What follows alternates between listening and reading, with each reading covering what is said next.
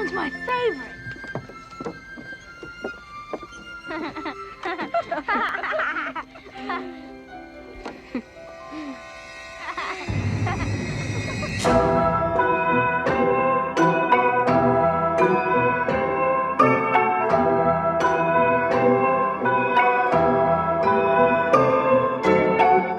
Put them down, Mr. Cougar. Bring them back to Earth again. I was first introduced to Ray Bradbury my junior year of high school. Having just slogged through Romeo and Juliet, which to this day I'm not entirely certain was written in English, I was apprehensive about what book we might be reading next. So I was surprised when I was handed a book that looked less like historical literature and more like my old choose-your-own-adventure books. Anyone else remember that series? I loved those books. The book I found staring up at me in English class was something called The Illustrated Man by Ray Bradbury. I had never heard of the book or the author, but was relieved to see that it wasn't Shakespeare. I soon learned that this curious new book was a collection of short stories full of distant planets and futuristic technology.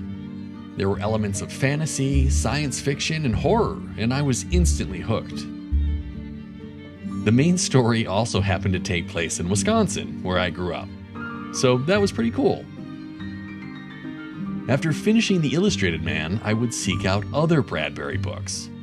I read Fahrenheit 451 and then The Martian Chronicles, before finally finding my way to Something Wicked This Way Comes. Although I was a bit older than Will and Jim when I first read their story, I'd grown up in a country neighborhood, mostly surrounded by trees and farm fields, where my best friend and I spent our days exploring every hidden corner. My town even had its own fall carnival, which would show up every year for Labor Day weekend. Needless to say, the book resonated with me. I would later discover that Bradbury was a fellow Midwesterner, having grown up just south of the Wisconsin border in Waukegan, Illinois.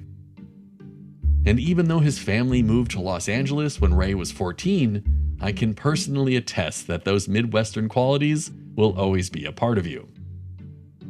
So when Bradbury met another man who had left the Midwest for Southern California at a young age, it should come as no surprise that they instantly hit it off. And I saw a man carrying a huge load of Christmas gifts with his head tucked over the top. And I looked at that face, I said, my God, that's Walt Disney.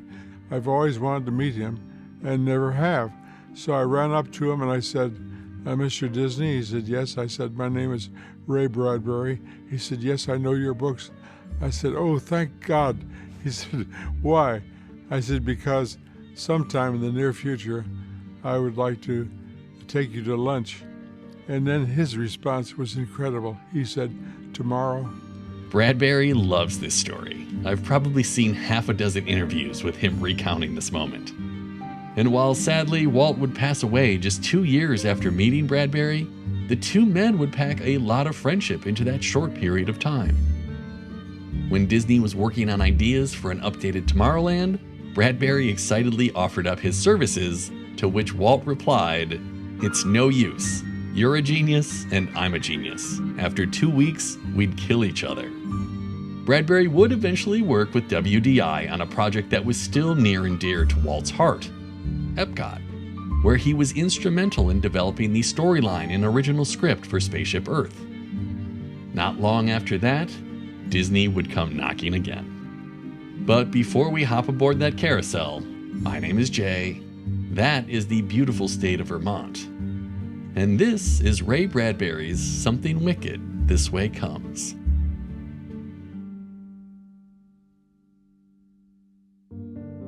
Smack dab in the middle of Disney's dark and experimental phase of the 1980s, Something Wicked This Way Comes had a bumpy road to its release.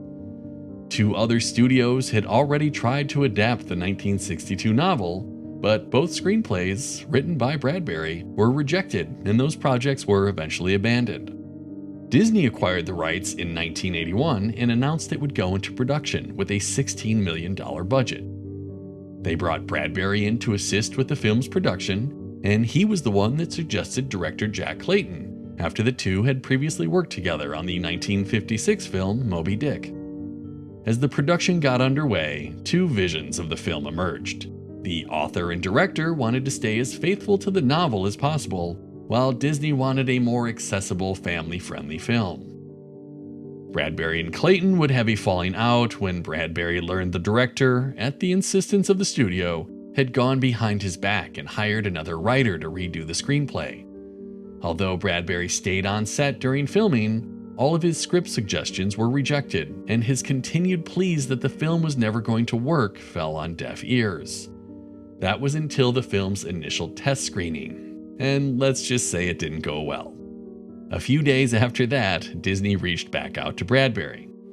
So 3 days later, the studio called me and said, "Ray, will you come in?" I said, "Yeah, I sure as hell will." And I went into the office. He said, "Don't tell us you told us so."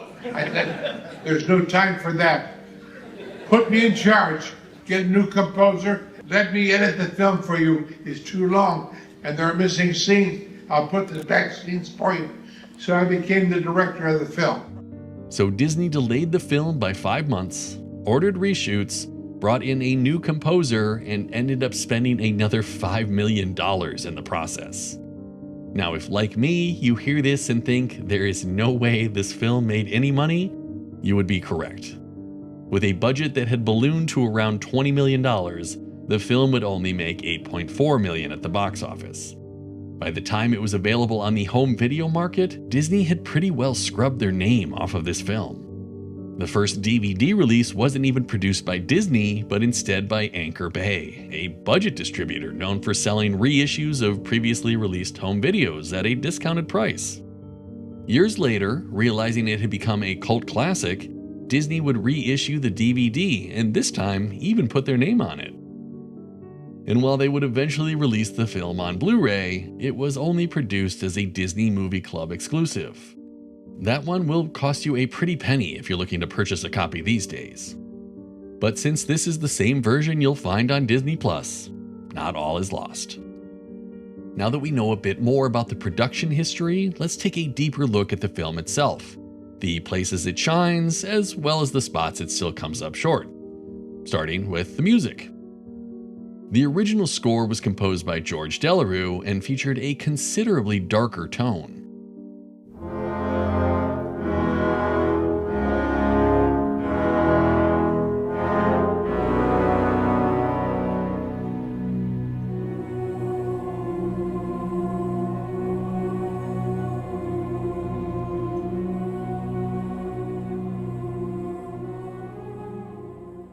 Disney would bring in James Horner to rewrite the score, and it doesn't take long to spot the differences.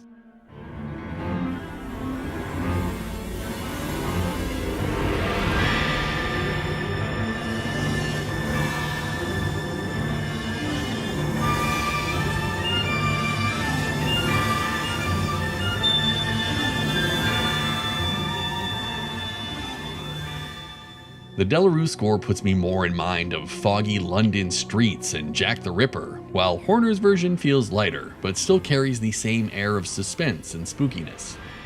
I honestly think both are excellent pieces of music, but in the end I feel like Horner was the right choice for the film. It's at this point we get one of those all-time great autumnal openers. First of all, it was October, a rare month for boys, full of cold winds, long nights, dark promises. Days get short, the shadows lengthen. Now, as wonderful as these opening scenes are, they do also create a bit of a problem. We may not know it yet, but there's no way for the film to maintain this visual style. While $16 million wasn't exactly a small budget, it still wasn't enough to shoot the film on location. So we are suddenly transported from these wide open vistas to the clearly penned-in back lot in Burbank. But credit where credit is due, Disney did completely tear down and rebuild this portion of their set for the film.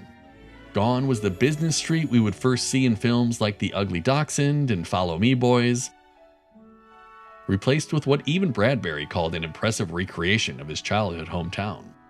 One thing that remained relatively unchanged, though, was the residential street. This set was first built for 1961's The Absent-Minded Professor, but you'll catch glimpses of it in plenty of Disney films, such as here in Pete's Dragon. After briefly seeing him on his way into town, we finally get a proper introduction to Tom Fury, the traveling lightning rod salesman and self-styled prognosticator of bad weather. I can sniff out which of your old homes is in danger. Some folks draw lightning to 'em as a cat sucks in a baby's breath. Played by actor Royal Dano, Disney fans might recognize his voice from a certain 1964 World's Fair attraction. 77 years ago, our fathers brought forth on this continent a new nation. From the very earliest attempts to turn his novel into a film, there was only one actor that Bradbury had in mind for the role of Charles Halloway: Jason Robards. And let me just say that there has never been a film or TV show that wasn't improved by the inclusion of Robards. Hello, son. He saw me. Well, what can I find you that'll keep you awake all night? Let's see. Travels to the North Pole, Wild West, Zane Grey, huh? And he's terrific in this. Roger Ebert, who was a fan of the film, called it a horror movie with elegance and singled out Robards' performance. He may not smoke a lot of cigars. Wrong end, Jason. But he is every dad who ever felt too old to play with their kids in this film. Speaking of the kids, we have Vidal Peterson as Will Halloway and Sean Carson as Jim Nightshade. The original plan was to have the two boys play the opposite characters, as this would have matched their natural hair color. But when that wasn't working, Bradbury suggested they switch roles, and things clicked into place. Of course, it also meant that both boys had to dye their hair for the movie, and once you see the slightly mismatched color of their eyebrows, it's kind of hard to unsee it. Their acting chops won't blow you away, but as far as child actors go, I thought they were solid. Look, even Daniel Radcliffe needed some time to learn the profession, but unfortunately for these two, neither of them did much else outside of this film. It's here that we start to meet the residents of Greentown, and this is something I think the film does exceptionally well.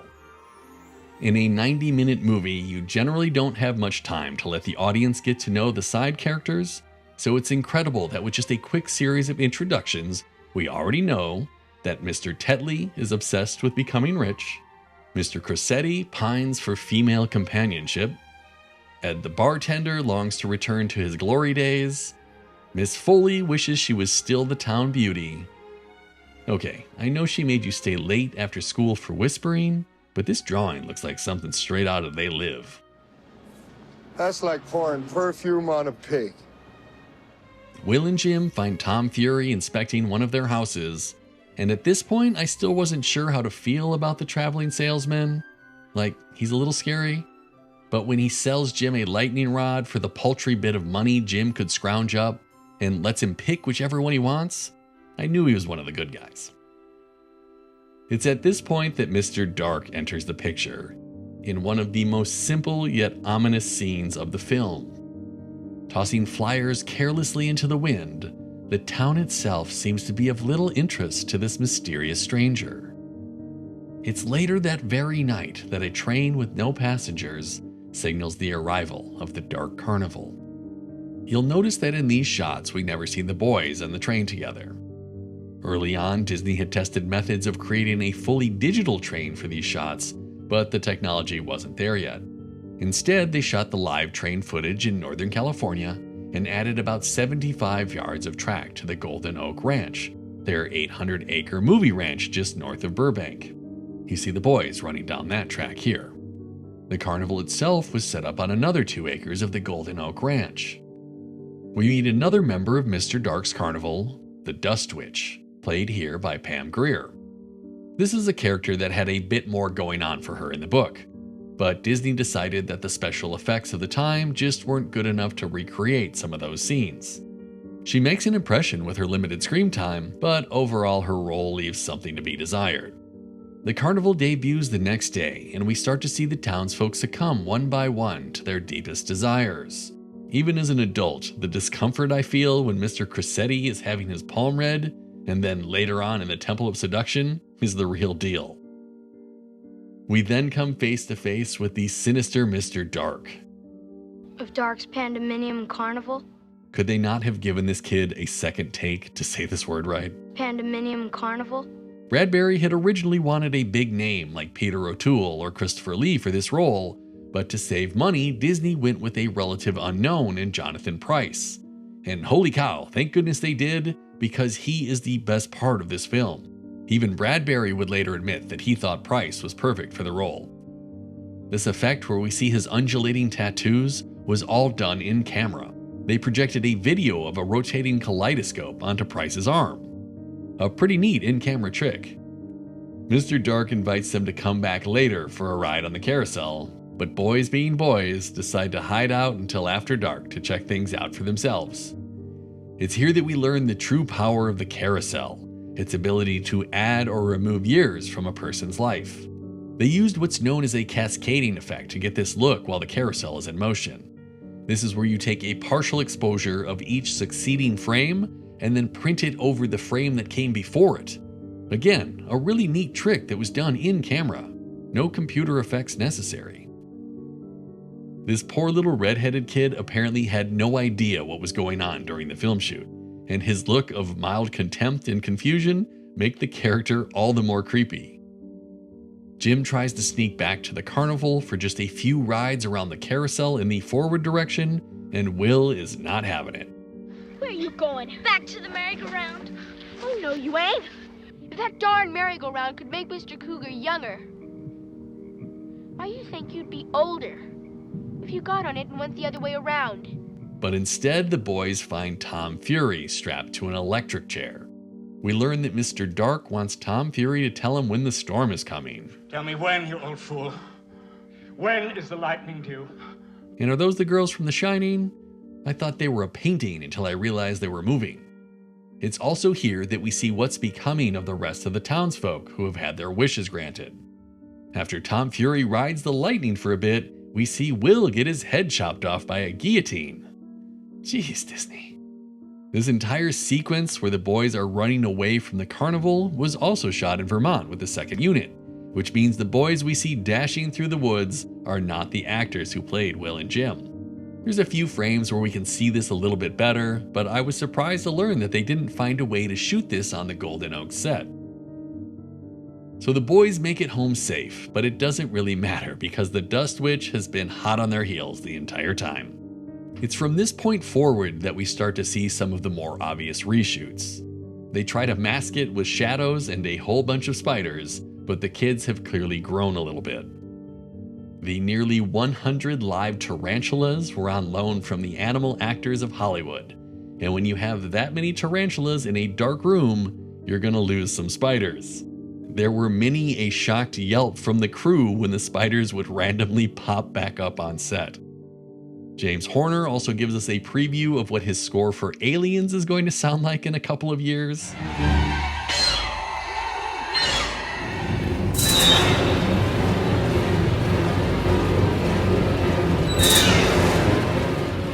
The boys live to see another day, but are forced to go into hiding when the carnival hosts a parade down Main Street. Jonathan Pryce, who is already 6'1", wore elevated heels to appear to loom even higher above the crowd. We see the changed townsfolk marching along with the parade, and does nobody recognize them? I mean, these men are close enough to touch. You think somebody would be like, "Mr. Cressetti, why are you dressed like a woman?" We get the first meeting between Mr. Dark and Will's dad, and I just love the chemistry between these two.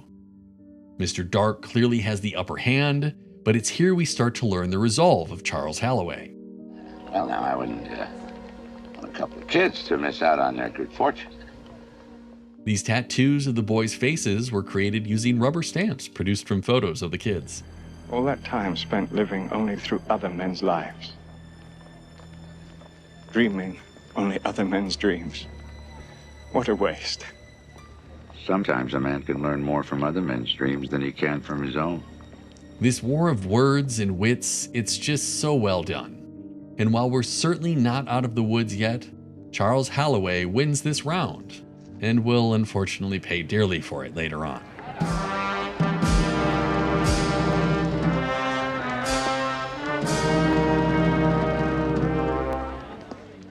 Also, when the kid who was formerly Ed the bartender catches the football with one arm, even though he has two now, brilliant.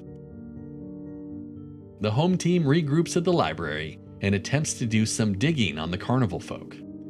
We learn that the Autumn People, as they are called, are a bit like Stephen King's It, returning to the town every so often to feed off of the despair of the locals. And then a flicker of light, a mysterious opening of the doors, and that famed line from Macbeth. By the pricking of my thumb, something wicked this way comes. And evil has arrived. Now, both of these men have been nominated for Academy Awards, with Jason Robards winning Best Supporting Actor twice, and to me, this is a masterclass in acting. Price's Mr. Dark does most of the heavy lifting, flitting in and out of the shadows, playing with his food a bit before eating it, but Robards' Charles Halloway matches him step for step with his ever-growing despair. Tell me where the boys are hiding, and I can make you young again. Let's say 30. And speak.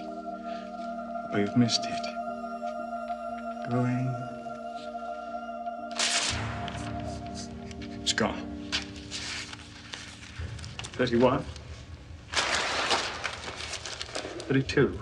It's such an incredibly well done scene, and again, the chemistry here is just fantastic. We get echoes from earlier scenes in the movie, as the boys get nabbed again, and just like in school, are reprimanded for whispering. Time to still these two whisperers. And while he's already been put through the ringer, the hits keep coming for Will's dad as the dust witch gives him a taste of death. It's at this point that Charles Halloway must make a choice: lie down and die, or get up and fight. We know from earlier in the film that Will almost drowned in a river because his father, unable to swim, was too scared to save him. Although Will was eventually saved, the shame that Charles has carried with him is evident throughout the film.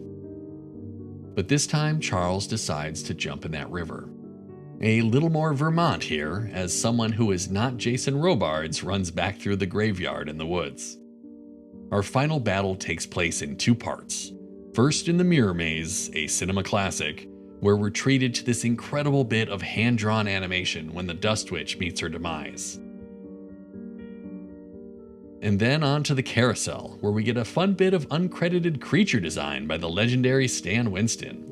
This entire finale of the carnival was where the biggest changes were made in the re-edit, which included cutting quite a bit of this puppet out because it was deemed too frightening and realistic. Even with these changes, I still think this is the part of the film that falls the flattest. Some of the cuts are pretty jarring, and everything happens so quickly that we can barely keep up. Does Jim ever feel like he's truly in peril here? And when has yelling at someone to be happy ever worked? I understand that the film was already in a pretty rough spot, delayed and way over budget, but it deserved a better climax. We do get this incredible practical effect shot of the entire carnival being lifted into the sky.